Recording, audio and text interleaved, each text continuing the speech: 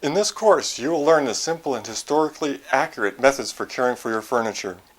These are the same methods used by museum conservators and collectors of fine antiques.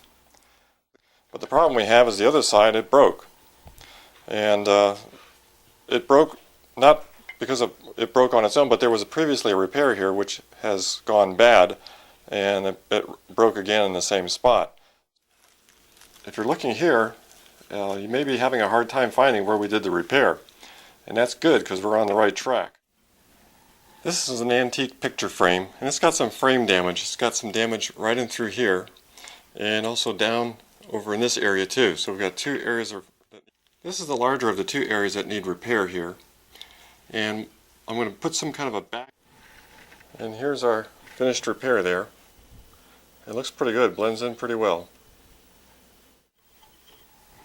So I'm just going to wet all these spots, let the water just stand for a minute, then we'll go back and see if it's sticky in these areas, and if it is, then we're in good shape.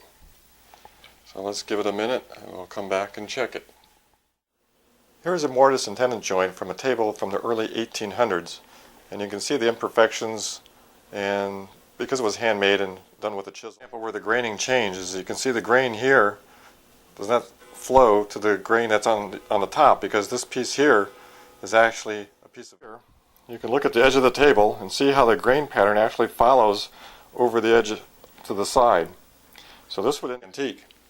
First you need to know how that finish was created. What materials were used to create that finish? How was it applied? You can't repair or restore a finish that you don't know how it was made. Attempt to do a restoration without this knowledge would be oak. And it's come out really nice, as you can see. Really got a nice finish, nice color, nice depth, a lot of depth in there. And that's how they did it back then, using those materials. And this is what they would use to fill the pores. Now this was not used typically in a production environment, but more circa 1800.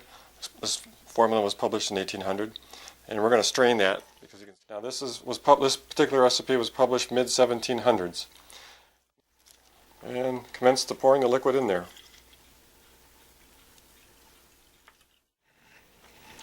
All we have left of the resin feels just like clay and breaks apart. So I went through my sample boards and I found this one here. And this is very much like what this is. And this is oak, and this is oak. And all I have to do is look on the back and see what I did to create this finish.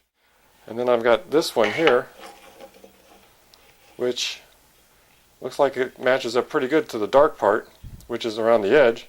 And the center part, this color here, matches with our more of an orange color over here. So what we need to do is look and see what we used here. What we used on our mahogany sample has now dried, and let's take a look and see how the sheen looks.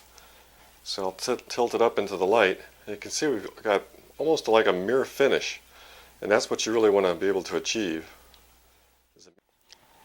You see these scratches here? This was scratched all the way across like that, and I've done the repair work over here and over here, and we need to go ahead and restore here, and I still have a few scratches left in this area.